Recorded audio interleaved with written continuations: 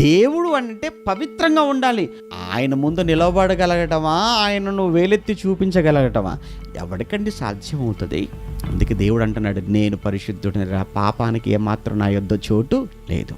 అయితే అయ్యా, మరి మా జీవితాలు ఇప్పటికీ అపవిత్రమైపోయాయి కదా, ఇప్పటికి మా జీవితాలు పాపంతో నిండిపోయాయి కదా, పాపంతో నిండిన అపవిత్రం అయిపోయిన మా జీవితాలకు ప్రక్షాళన ఏమీ లేదా అంటే ఉంది. రండి, మీరు వస్తారా?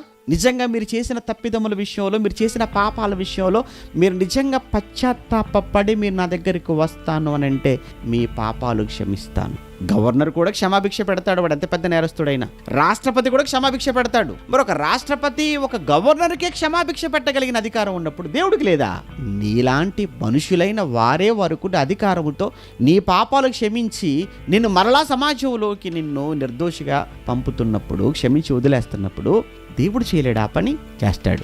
నువ్వు నిజంగా పశ్చాత్తాపడి చేసిన పాపాల విషయంలో ఒక్కసారి నువ్వు ఆయన జ్ఞాపకం చేసుకుని ఆయన యొద్దకు వచ్చి క్షమించమని నువ్వు ఆయన పాదాలు పట్టుకుంటే, క్రీస్తు ద్వారా నిన్ను క్షమించి క్రీస్తు రక్తములో నిన్ను కడుగుకొని నిన్ను పవిత్రునిగా మార్చుకొని పరలోకానికి నిన్ను వారసును చేయగలడు. ఆయనే బైబిల్లో దేవుడు, ఆయన పేరే యెహోవా.